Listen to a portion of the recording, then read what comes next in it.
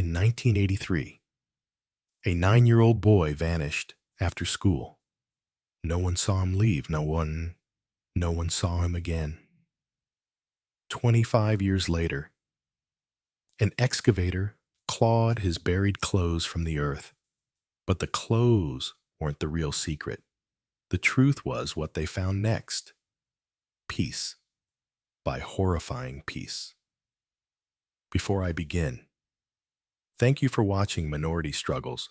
Let me know in the comments where you watching from and what time is it there. It really means a lot to know you're here with us. Sharing in these stories, we're in this together. Now, let me tell you what really happened. October 17th, 1983, Atlanta, Georgia. Kevin was a boy who lived half in this world, half in a universe of his own making. He was small for his age, with wide, observant eyes that seemed to absorb everything. His favorite t-shirt, a vibrant yellow Pac-Man, was a splash of sunshine against his dark skin. He loved the methodical chomp of the game, the clear rules, the way you could navigate a maze and win if you were smart enough. He also loved the stars. His dreams were filled with astronauts and distant galaxies, a passion nurtured by his older sister, Yolanda. Yolanda Powell was 16, a junior in high school, and Kevin's fierce protector. She was the one who helped him with his science projects, who listened patiently to his detailed explanations of planetary orbits, and who sometimes with a sigh that was only half exasperation, indulged his request to play astronaut in the backyard that Monday. Like most Mondays, she had her own after-school activities. Kevin knew the way home. He was a big boy. Their mother always said he knew his way. The final bell at East Mere Elementary rang at 3:15 p.m. A torrent of children erupted from the red brick building, shouts and laughter. The thud of backpacks, the squeak of sneakers on linoleum. Kevin, however, had told his teacher, Mrs. Davidson, that he needed to stay a few minutes late to finish coloring a map of the United States. He was meticulous about his schoolwork, always wanting to get it just right. Mrs. Davidson, busy with the end-of-day rush, had nodded her approval. She saw him hunched over his desk, tongue poking out in concentration as she gathered her own things. That was the last time she or anyone at the school would admit to seeing Kevin Powell alive and well. By 4:30 p.m., a knot of anxiety had begun to tighten in Yolanda's chest. Kevin was usually home by 4. At the latest, she called her mother at work. No, Kevin hadn't called their mother, a woman whose calm demeanor was legendary. Sounded strange. He's probably just dowaling Landa. You know how he gets when he's thinking about those planets of his. But Yolanda knew this was different. By 5:30 p.m. The anxiety had blossomed into a cold dread. She called the school. The phone rang endlessly before a harried-sounding janitor answered, saying everyone had gone home for the day. She called her mother again. He's still not here. Mama, something's wrong. This time, her mother didn't try to reassure her. I'm leaving work now. Call the police. Yolanda, call him right now. The first interaction with the Atlanta Police Department set the tone for the next 25 years. The officer who took the call sounded bored, his voice flat and disinterested. Name, age, last seen where Yolanda. Her voice trembling provided the details. Probably just ran off to a friend's house, miss. The officer said, happens all the time. He'll turn up when he gets hungry. No, Yolanda insisted, her voice rising. Kevin wouldn't do that. He never does that. He's 9 years old. He's missing an officer. Finally arrived at their small, neatly kept house on a quiet street just after 70 Haldari P. He was older, with tired eyes and a notepad he barely glanced at. He asked the same questions, his gaze drifting around their living room, lingering on the family photos on the mantelpiece. Yolanda's father, who worked the night shift, had rushed home, his face a mask of worry. He explained, his voice tight with emotion, that Kevin was a good boy, a homebody. He wouldn't just disappear. The officer nodded slowly. Look, he said, his tone attempting a weary sort of empathy. We understand you're upset, but you got to understand the city well.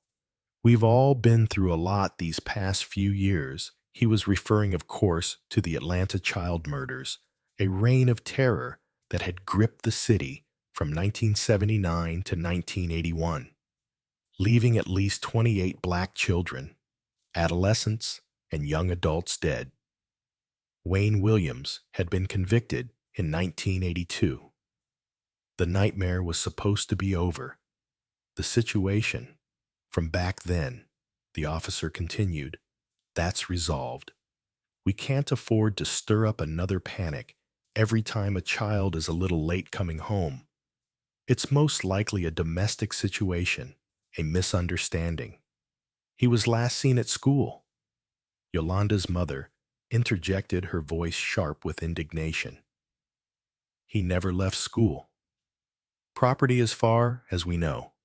The officer's demeanor shifted a flicker of something almost like relief in his eyes. At school. Well, ma'am, that makes it a school district matter. First, doesn't it? They have their own security, their own protocols. They need to conduct an internal investigation. See if you wandered off on their watch interview. Their staff. We can't just barge in. It's a jurisdictional thing. You need to talk to the principal. Mr. Carter, first thing in the morning, our hands are tied until the school files an official report with us. He closes notepad. He'll probably turn up by morning. Most of them do. But Kevin Powell didn't turn up by morning. He didn't turn up at all. The school, when contacted, was defensive. Principal Carter, a stern man with a reputation for strictness, insisted all procedures have been followed. Yes. Kevin was marked present. Yes, a teacher recalled him staying late. No, no one saw him leave the school's official position. Was that Kevin must have left the grounds on his own accord. At some point after the teacher last saw him, there were no security cameras in 1983, no electronic locks, just old brick, and a word of adults, the police, shielded by their jurisdictional excuse and the city's desperate desire for normalcy, conducted a cursory investigation. A few phone calls, a brief canvass of the neighborhood. But there was no city-wide alert, no massive search party, no sense of urgency. The Powell family was left to plaster homemade flyers with Kevin's school picture, a gap tooth, they'd smile under his beloved Pac-Man t-shirt, on telephone poles and in store windows. The rain made the ink run. The sun made the paper curl. Yolanda walked the streets for weeks, her voice from calling his name, her heart a cold stone in her chest. She peered into abandoned lots, checked under bushes in the park, her eyes scanning every group of playing children, hoping for a glimpse of that yellow t-shirt, that familiar small frame. The days turned into weeks, the weeks into months. The official narrative solidified. Kevin Powell, a 9-year-old boy, had simply vanished, run away, gotten lost, become another statistic in a city that wanted to forget its recent horrors. But Yolanda knew her brother hadn't run away. He hadn't just gotten lost. Something had happened to Kevin, something terrible, and it had happened at East Myre Elementary. The silence from the school, the indifference from the police. It wasn't just negligence. It felt like a wall built to keep her and the truth out. She just didn't know then how high or how deep that wall truly was. 25 years, a quarter of a century. Enough time for a child to grow into an adult, to build a life, to have children of their own. Enough time for wounds to scar over, for memories to fade into a soft, hazy watercolor. For most people anyway, but not for Yolanda Powell. For Yolanda, those 25 years were a relentless gnawing ache, a constant low hum of absence that vibrated beneath the surface of her everyday life. She had moved away from Atlanta for a while, tried to build a career, even attempted relationships, but Kevin was always there, a ghost in the periphery of her vision, a whisper in the quiet moments. His room in their parents' house remained untouched, a shrine of arrested development, Star Wars posters on the wall, model rockets on the dresser, a pile of Pac-Man magazines beside his bed. Her parents worn down by grief, and the crushing weight of unanswered questions had aged beyond their years. Her father passed away in '98, her mother, just 3 years before the call that would change everything. They died without knowing. That was a pain Yolanda carried alongside her own. In the early 2000s, the internet had given her a new, albeit frustrating avenue. She started a small GeoCities page. Later, a more modern blog titled Justice for Kevin Powell. It was a digital version of the faded flyers she'd once taped to telephone poles. She posted his school picture, the details of his disappearance, her own theories, her pleas for anyone with information to come forward. Mostly, it was a void. A few sympathetic comments from strangers, an occasional crackpot theory. But she kept it up. It was a vigil, a refusal to let him be entirely erased East Mamie. Elementary school had closed its doors in 2002, declining enrollment. An aging building and shifting city demographics had rendered it obsolete. The red brick structure sat empty for years, a hollow monument to forgotten childhoods, its windows boarded up, its playgrounds overgrown with weeds. By 2008, the city had finally approved a budget for its demolition and the construction of a new modern community center and library, a symbol of urban renewal. It was a sweltering Tuesday in late July 2008. When the first demolition crews arrived, the project was massive. The old school building itself was just the start. The plans called for new foundations, underground parking, and extensive landscaping. This meant deep excavation. For the first few weeks, the work was routine. The methodical dismantling of the main building, the sorting of salvageable materials, the roar of heavy machinery. Then on a humid August morning, as a massive backhoe claw at the earth where the new wing's foundation was to be laid, an area that had once been the far edge of the school's sprawling, unkempt backfields. The operator felt the teeth of his bucket snag on something unexpected. Not a rock, not a root, something softer, more yielding. He stopped. The machine climbed down from the cab and peered into the freshly dug trench. There, amidst the churned red Georgia clay, was a dark, tangled mass. At first, he thought it was just a pile of old rags, perhaps some discarded work clothes from a long ago construction project. But as he prodded it with the toe of his steel-capped boot, the clump began to separate. Another worker, a man named Earl, who had grown up in a neighborhood and even attended Eastmere for a couple of years in the late '70s, came over to look together. They knelt, brushing away the damp soil. The colors were muted, stained by decades underground. But they began to emerge, a patch of faded yellow. The dark, almost black, of what might have been denim, the rib texture of old cotton. Then something glinted. Earl picked it up. It was a piece of metal, tarnished and caked with dirt. But its shape was unmistakable. He rubbed it on his jeans. The iconic futuristic outline of the Millennium Falcon, Han Solo's famous starship, emerged from grime. Earl froze. He looked at the tattered earth-stained fabric, then back at the belt buckle in his palm. A memory distant and hazy surfaced. A little boy, a missing poster, a city holding its breath. Lord, have mercy. He whispered, his voice barely audible above the distant rumble of another machine. I think I know who this belongs to. The site supervisor was called.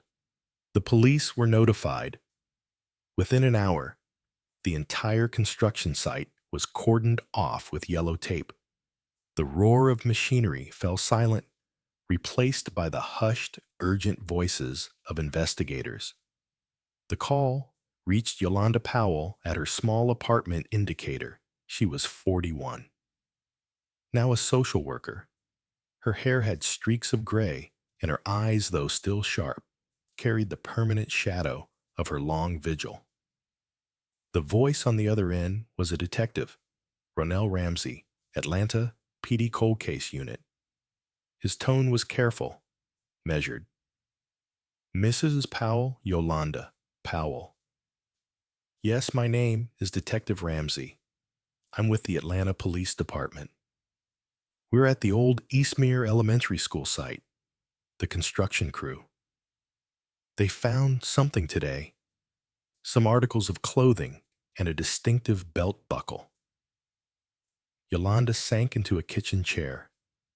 Her hand, holding the phone, began to tremble. 25 years of waiting, of hoping, of dreading this exact moment coalesced into a single suffocating point in her chest.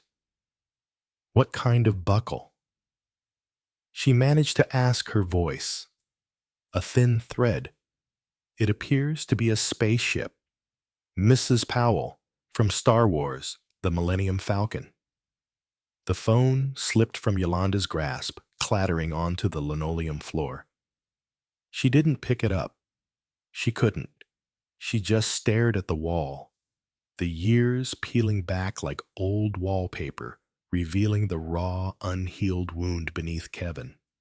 His gap tooth, theyed grin, his Pac-Man t-shirt, and that silly, wonderful bell-buckle sheet saved up her allowance for weeks to buy him for his 8th birthday. He had loved it more than anything. The drive to the site was a blur. Detective Ramsey met her at the perimeter. He was a tall, somber-faced black man in his late 40s. His expression kind but professional. He led her past the silent, hulking machinery towards a cordoned-off area where a white tent had been erected. Forensic technicians in white coveralls moved with quiet efficiency on a sterile blue tarp laid out with heartbreaking care were the items: the Pac-Man t-shirt. What was left of it was barely recognizable. The vibrant yellow was now a mottled, earthy brown. The fabric so decayed It looked like it might disintegrate at a touch. The denim of his jeans was similarly ravaged, stiff with dried mud. Yet the stitching along the pockets was still visible. The tube socks, once white with red and blue stripes, were now just discolored. Fragile husks, and they're cleaned but still bearing the patina of its long burial was the Millennium Falcon belt buckle. Yolanda knelt. She didn't cry. Not yet. The shock was a cold, numbing blanket. She reached out a trembling finger and gently touched the cool metal of the buckle. It was real after all these years. Something real. Something of Kevin's. These were his, she said, her voice surprisingly steady. This was what he was wearing that day. Detective Ramsey nodded slowly. We believe so. Miss Powell, the location, the items, it all points to your brother. He paused, then added gently, this changes everything. This isn't a missing person case anymore. Yolanda looked up at him, the first tear finally tracing a path through the dust on her cheek. No, she whispered. It never was. The discovery of Kevin's clothes buried deep in the earth he once played on wasn't an ending. It was a beginning. The beginning of a new, more terrible chapter in a story that Yolanda Powell had thought could not get any worse. The wall of silence had finally begun to crumble, and what lay behind was darker than she could have ever imagined. The discovery of Kevin's clothes sent a shock wave through the Atlanta Police Department, a jolt that finally shattered 25 years of institutional inertia. The construction site at the former Eastmere Elementary was immediately declared a major crime scene. The yellow tape wasn't just a perimeter anymore. It was a boundary line between a forgotten past and a horrifying present. Detective Ronell Ramsey, a man who had built his career, sifting through the cold ashes of Atlanta's lost stories, knew this was more than just a recovery. This was an exhumation, the initial find, the tattered Pac-Man shirt, the ravaged jeans, the heartbreakingly intact Millennium Falcon belt buckle was just the beginning. Ramsey assembled a full forensic excavation team. Archaeologists who usually worked on ancient burial sites were brought in their skills. Suddenly, chillingly relevant. Forensic anthropologists, botanists, soil experts, the kind of resources the Powell family could only have dreamed of in 1983, Yolanda watched from a distance. A silent, stoic figure standing just beyond the police line. She was there every day, from sunup to sundown, a thermos of coffee clutched in her hands, her eyes fixed on the painstaking work unfolding before her. Each scoop of earth, each sifting of soil, felt like a beat of her own suspended heart. The media had descended. Of course, news vans lined the perimeter. Their satellite dishes pointed skyward. Reporters shouted questions at Ramsey. At any officer who came near Yolanda, ignored them all. This wasn't for them. This was for Kevin. The excavation began where the clothes were found, an area designated Grid Alpha. The team worked with an almost reverent slowness, using trowels and brushes. Their movements precise. The initial hope, unspoken but palpable, was that they would find Kevin's remains nearby. A single, tragic gravesite that would offer some semblance of closure. But the earth of East Mere Elementary was not ready to yield its secrets so easily. Days turned into a week grid. Alpha yielded nothing more than the initial clothing. The soil was carefully analyzed, samples taken. But there were no further human remains. Frustration began to set in. Ramsey, however, was a patient man. He expanded the search grid section by section, radiating outwards from the initial discovery. He ordered ground-penetrating radar, hoping to detect anomalies beneath the surface. It was on the fifth day of the expanded search in an area nearly 50 yards from where the clothes were found that the first bone was discovered. A forensic technician meticulously scraping away a layer of topsoil near a cluster of old, gnarled alea, bushes that had somehow survived. The school's closure felt her trowel strike something hard. She brushed away the dirt. It was small, unmistakably, a bone, not animal human. The sight fell silent. All eyes turned to the technician. She carefully lifted the fragment, a piece of what looked like a child's rib, and placed it in an evidence bag. The mood shifted. The quiet intensity of the search was now charged with a grim, undeniable reality. This wasn't just a place where clothes were buried. This was a place where a child had been left over the next 48 hours. The discoveries came with horrifying regularity, each one a fresh stab of pain for Yolanda, each one a darker brush stroke in a portrait of Kevin's final moments. More bone fragments were found near the ilius. Then, a section of a small femur was unearthed from the silted bottom of an old dry drainage ditch that ran along the far edge of the school property. Another piece part of a child's pelvis was found shallowly buried near the crumbling concrete foundation of the old gymnasium, a place where children once played, their laughter echoing. The pattern was sickeningly clear. Kevin's remains weren't in one place.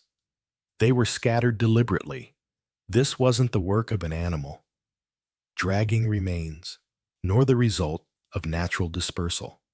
Over time, the forensic anthropologist on site, a woman named Dr. Eris Thorne, confirmed their worst fears: the fragmentation, the clean breaks on some of the bones, the sheer dispersal.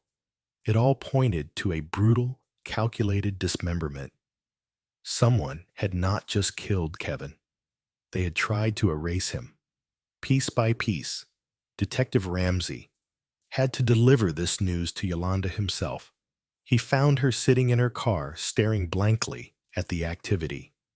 He sat beside her, the official report in his hands, but he didn't read from it. He spoke. Softly, his voice filled with a compassion that couldn't mask the horror of his words.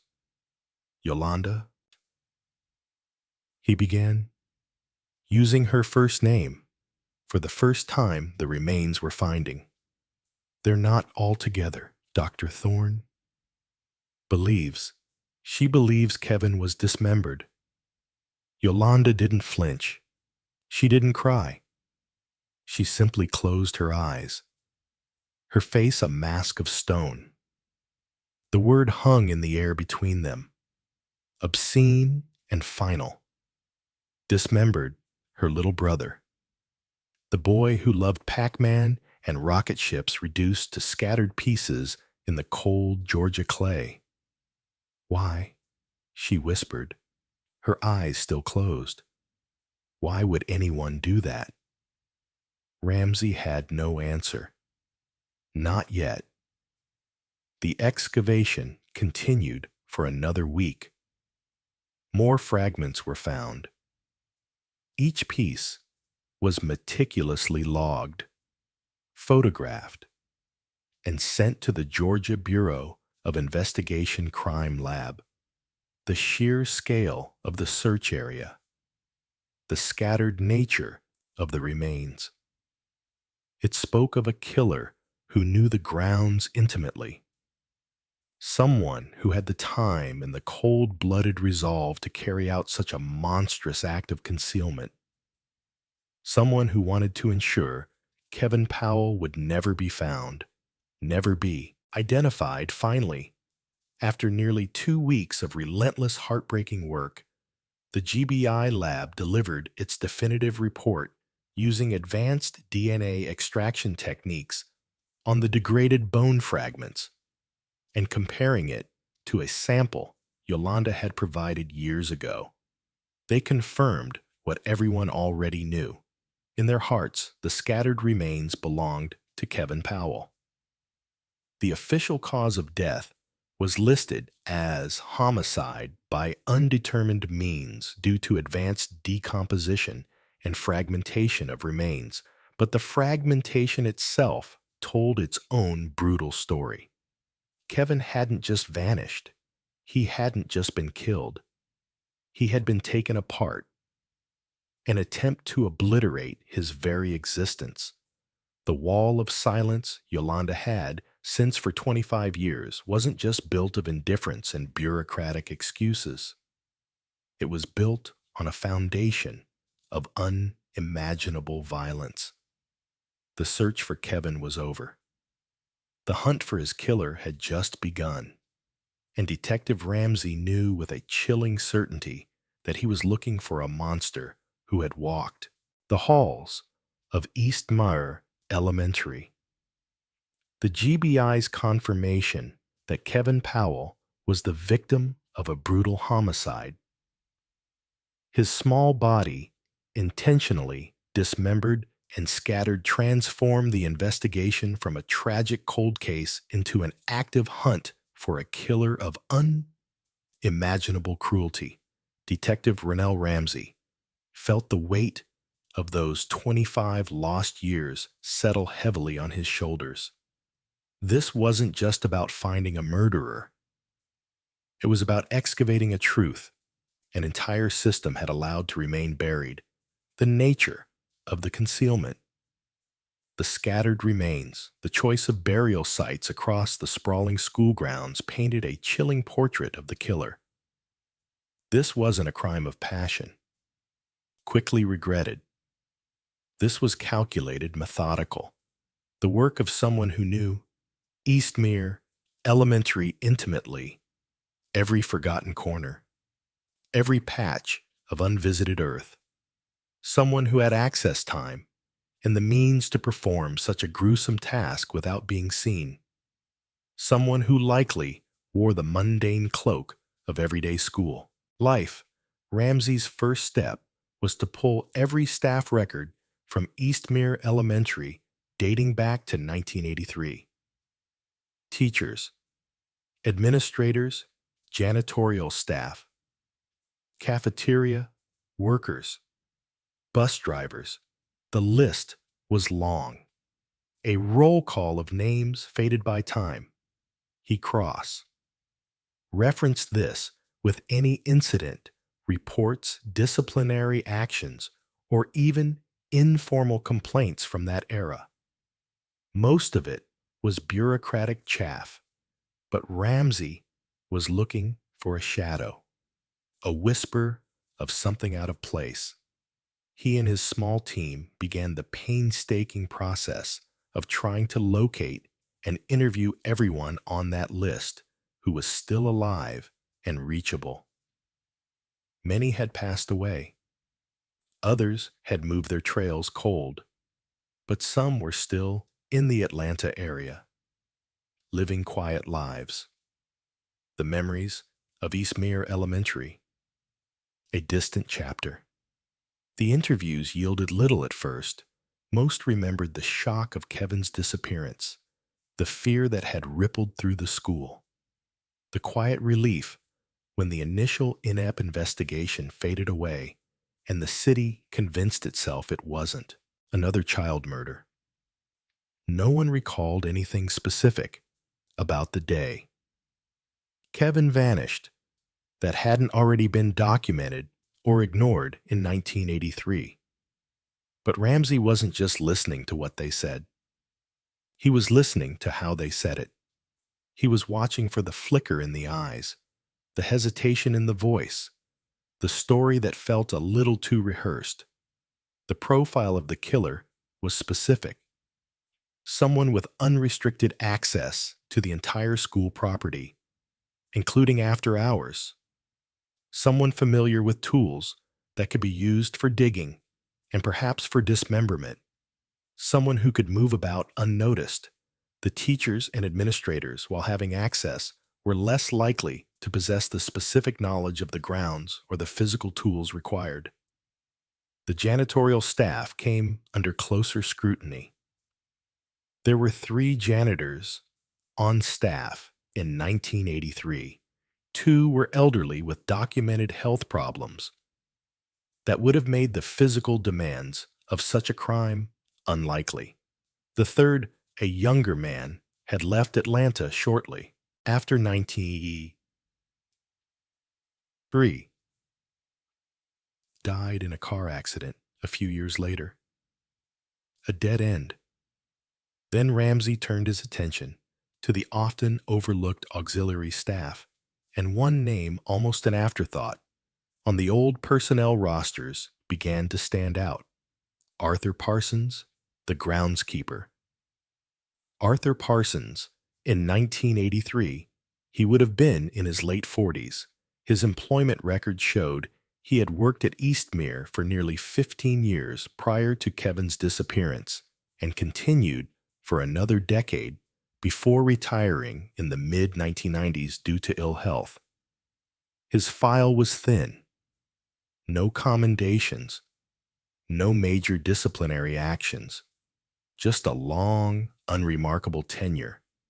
But the groundskeeper, the man who knew every tree, every ditch, every loose patch of soil on that property, the man who carried tools, shovels, axes, heavy-duty shears, the man who often worked alone, sometimes after hours, tending to the vast, unkempt peripheries of the school grounds where children rarely played. Ramsey dug deeper into Arthur Parsons. He found old school newsletters that occasionally mentioned Mr. for Parsons in passing, a brief thank you for planting new flowers by the front office, a note about his diligence in clearing fallen branches after a storm. He was a fixture, a background element rarely noticed, rarely spoken to by the teachers or the principal, unless something specific was needed. He was in essence invisible. The detective found a few surviving teachers from that era who remember Parsons, but their recollections were vague. Quiet man. One said, kept to himself. Another recalled, always seemed a bit sour, like he had a chip on his shoulder. But he did his job. I suppose no one reported him being overtly threatening or strange. He was just there, the man who cut the grass and trimmed the hedges. The more Ramsey thought about it, the more Arthur Parsons fit the chilling profile. The knowledge of the grounds, the access to tools, the solitude of his work, the ability to be present yet unseen, and perhaps Ramsey mused the simmering resentment of a man who felt perpetually overlooked. Undervalued such a man, if his hidden world of perceived power, perhaps built on petty thefts or other illicit activities on school grounds, was threatened by a child who saw too much, might be capable of an extreme desperate act. Ramsey located Arthur Parsons' last known address, a small, dilapidated house in a fading working-class neighborhood on the outskirts of Atlanta. Records showed he was still alive now, in his early 70s. A widower, living alone, the detective decided to make an unannounced visit.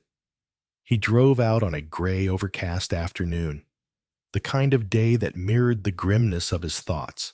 The house was set back from the road, its paint peeling its yard, overgrown in stark contrast to the meticulously kept school grounds Parsons once tended. The curtains were drawn. A single, ancient pickup truck sat rusting in the driveway. Ramsey knocked. After a long pause, The door creaked open a few inches, revealing a sliver of a face, pale, deeply lined with pale, watery eyes that held no welcome. "Arthur Parsons?" Ramsay asked. The old man didn't answer, just stared at him with a look that was less suspect. Carrie. Disdain.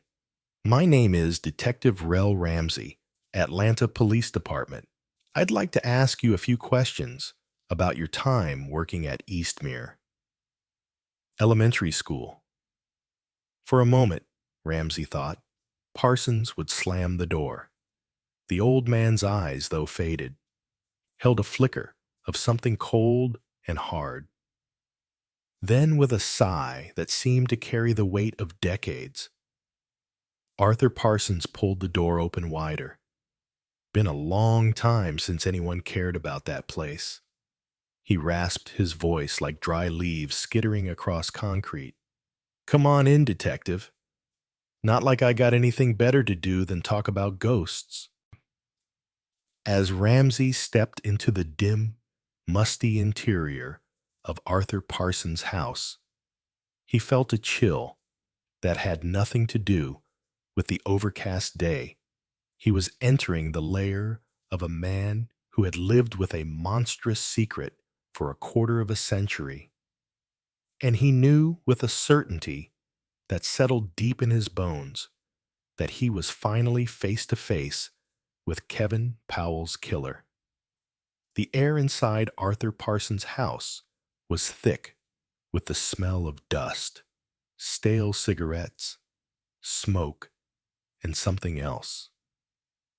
Something akin to decay, though whether it was the house itself or the man inhabiting it, Ramsay couldn't immediately tell. The living room was sparsely furnished, every surface covered in a fine layer of grime. Old newspapers were stacked in precarious towers. A single flickering television in the corner played a game show at a low volume, the canned laughter, a jarring counterpoint to the oppressive silence. Parsons shuffled to a worn armchair, gesturing vaguely with a liver-spotted hand towards a rickety wooden chair. For Ramsay, he moved with the slow, deliberate stiffness of a man whose joints had long since surrendered to age and bitterness. He didn't offer coffee. He didn't engage in pleasantries. He just sat, his pale eyes fixed on Ramsay, waiting. Ramsay began slowly, methodically laying out the timeline of Kevin Powell's disappearance, the recent discoveries at the Easter site, the GBI's confirmation of homicide. He watched Parsons carefully for any reaction, any flicker of emotion. There was none. The old man's face remained a stony mask, his expression unreadable, perhaps unfilling. He might have been listening to a weather report for all the interest he showed. Mr. Parsons," Ramsay said, his voice calm but firm. "You were the groundskeeper at Eastmere Elementary in October of 1983. You had access to the entire property. You knew the grounds better than anyone." Parsons grunted a dry, rasping sound. "So a lot of people worked there." "Yes, they did. But the way Kevin Powell's remains were concealed, scattered, buried in multiple locations, that took time, that took effort, and it took an intimate knowledge of the school grounds, places where someone wouldn't be seen, places where the earth wouldn't be disturbed." For a long, long time, Ramsay leaned forward slightly. Places only someone like the groundskeeper would know. Parsons' eyes narrowed almost imperceptibly. "You think I killed that boy?"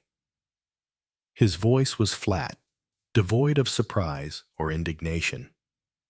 "I think you know what happened to him, Mr. Parsons. I think you were there for a long moment, The only sound in the room was the cheerful, idiotic theme music from the game show. Parsons stared at a point somewhere past Ramsey's shoulder, his jaw working silently. He was a man who had built his fortress of silence brick by brick over 25 years. It wouldn't crumble easily. Ramsey knew he had no definitive physical evidence directly linking Parsons to the crime scene. After all this time, the tools Parsons used in 1983 were long gone, likely sold or rusted away. Any trace evidence on Parsons himself would have vanished decades ago. He had the profile, the opportunity, the means, but he needed more. He needed Parsons to break. "We found his clothes. Mr. Parsons," Ramsey continued, his voice dropping a little, taking on a more somber tone. His Pac-Man t-shirt, his little jeans and a belt buckle, Millennium Falcon. His sister Yolanda, she bought it for him. Still nothing. Parsons might as well have been carved from granite. Ramsey decided it was time he had to gamble. He had to introduce an element that Parsons, with his old-school criminal cunning, wouldn't understand, wouldn't be able to anticipate. "The science has changed a lot in 25 years, Mr. Parsons," Ramsey said, adopting a tone of quiet authority back in '83. "Maybe you thought you were clever, burying him like that, scattering the pieces. No body, no crime, right? But we have things now, ways of seeing things that you couldn't have imagined." He paused, letting the silent stretch watching the old man's eyes. There was a flicker now, a tiny, almost invisible tightening around his mouth. "We've been doing extensive soil analysis at all the burial sites," Ramsey went on inventing on the fly, his voice confident. "Microscopic trace evidence. We can match soil particulate from those sites to soil found in other locations, even after all this time. We've also recovered some of your old tools from a sale.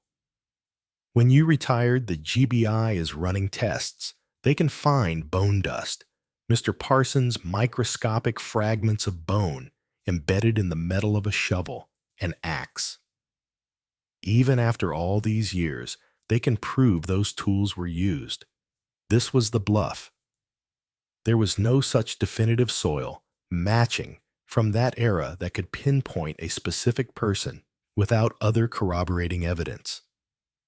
And while bone dust analysis was a concept linking it to specific tools after so long, without a clear chain of custody for those tools would be a monumental, likely impossible forensic challenge.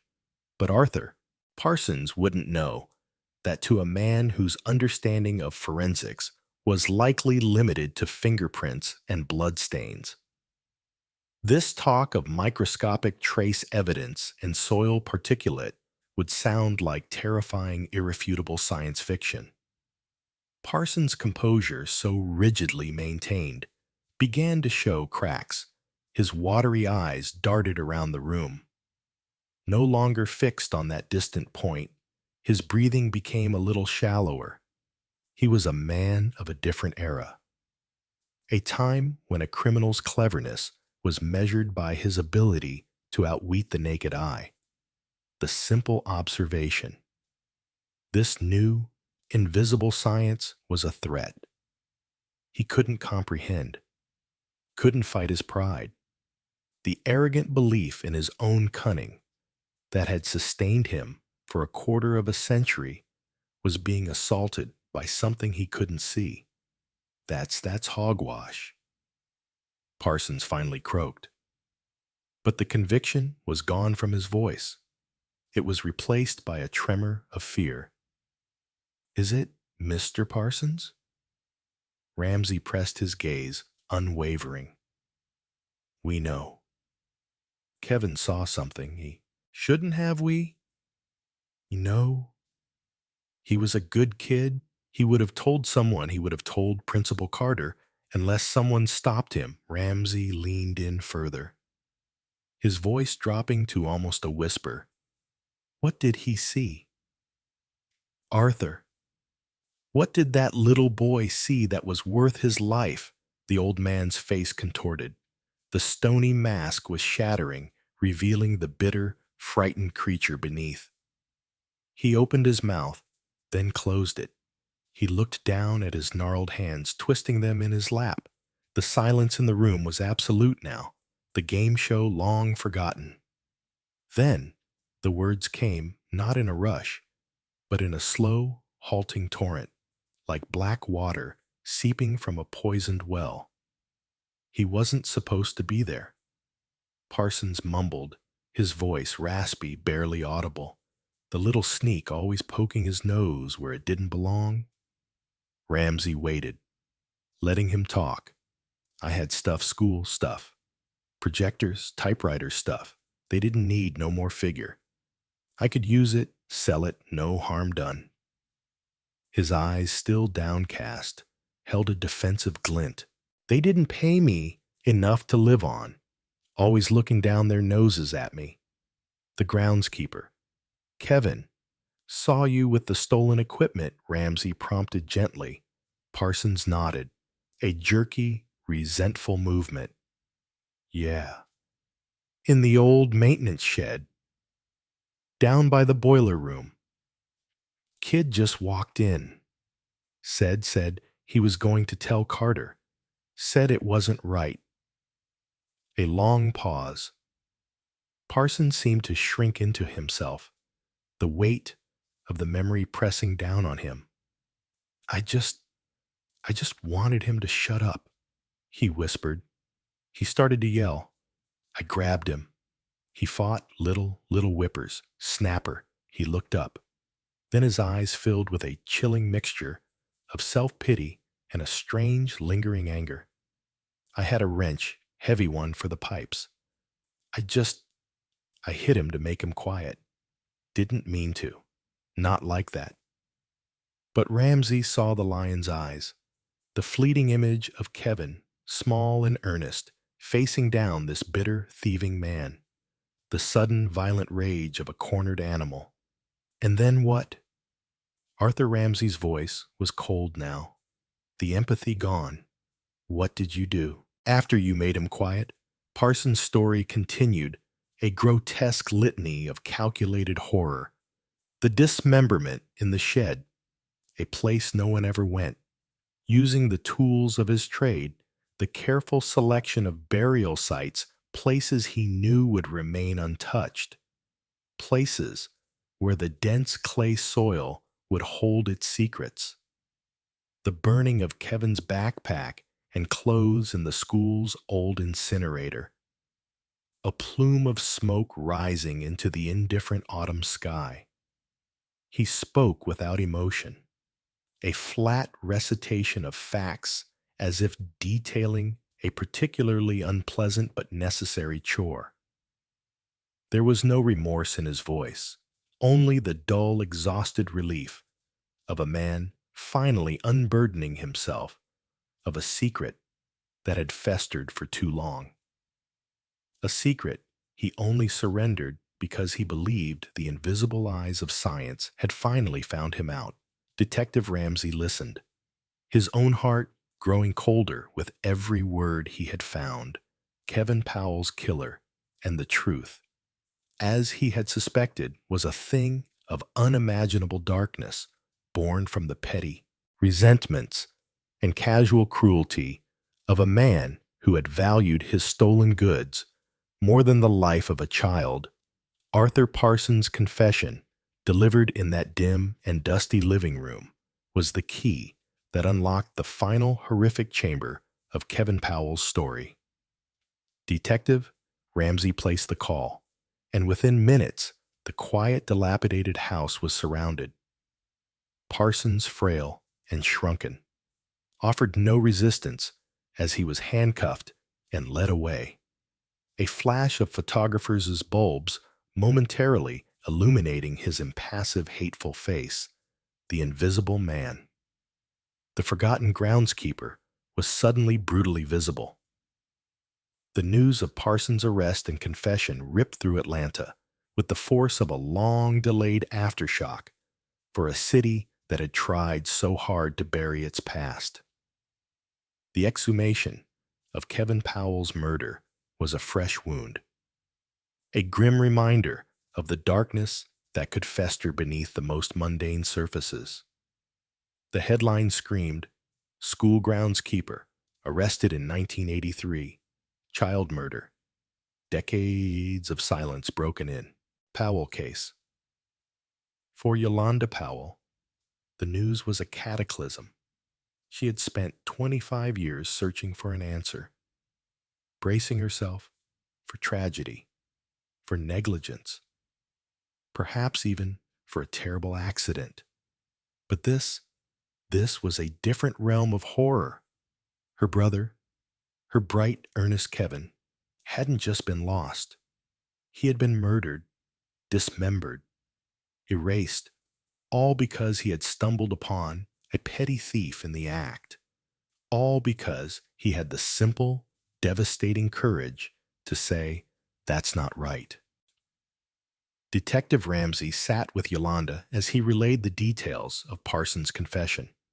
He spared her the most gruesome specifics of the dismemberment, but he couldn't soften the core of it, the wrench, the motive, the cold, calculated disposal.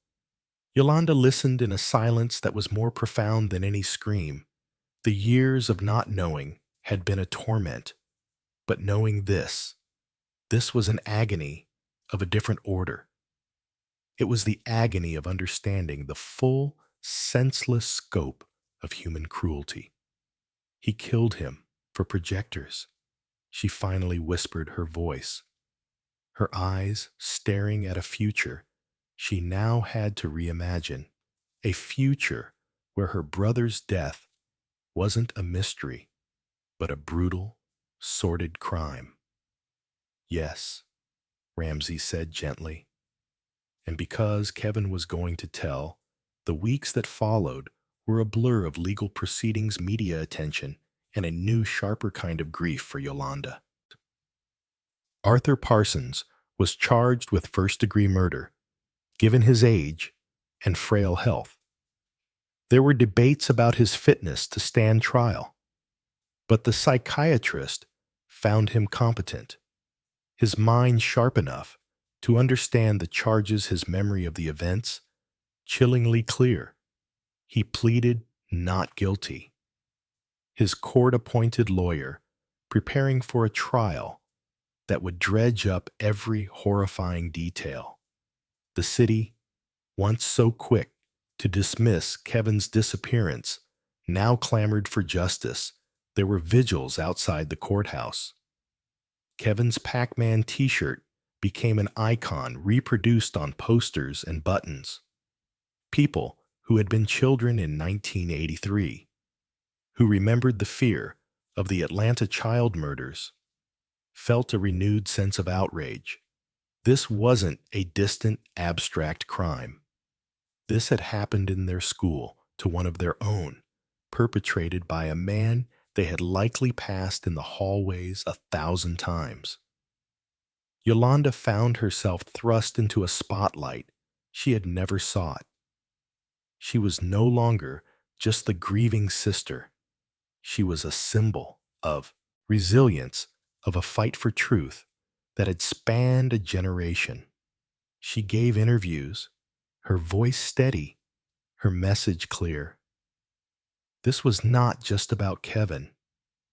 This was about all the forgotten children, all the unanswered questions, all the times the system had looked away.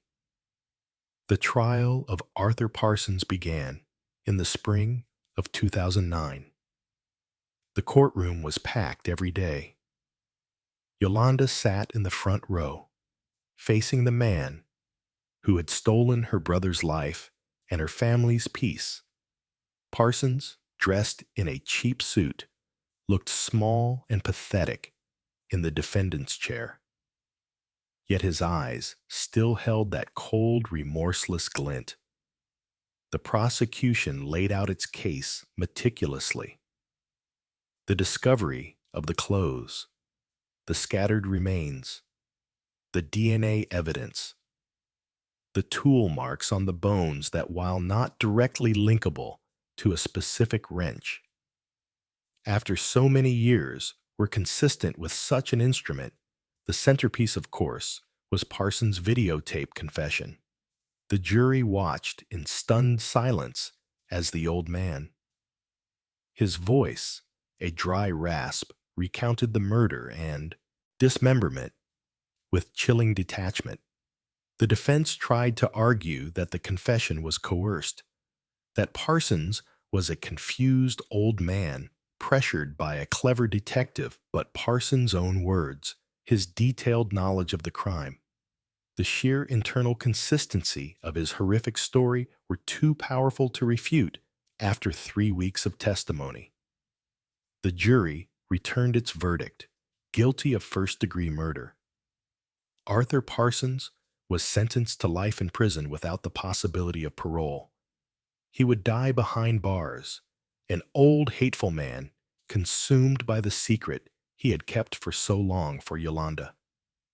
The verdict was a moment of grim vindication. Justice, in its legal sense, had been served. But there was no elation, no sense of triumph, only a profound, bone-deep weariness. She had her answer. She had the truth. But the truth was a monster. In the aftermath, the city of Atlanta and the school district had to reckon with their own failures. How could such a crime have happened? How could a man like Arthur Parsons have operated unseen for so long? There were internal reviews, promises of better oversight, apologies issued to the Powell family. But for Yolanda, these were just words, echoes in the vast emptiness left by Kevin's absence. She finally laid her brother to rest. The scattered remains, so painstakingly recovered, were placed in a small casket. The funeral was quiet, attended by family. A few old friends and Detective Ramsey on the simple headstone beneath his name and dates. Yolanda had inscribed a single line: he loved the stars.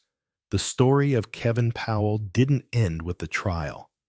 It became a part of Atlanta's history, a cautionary tale, a testament to a sister's unwavering love and the brutal cost of silence.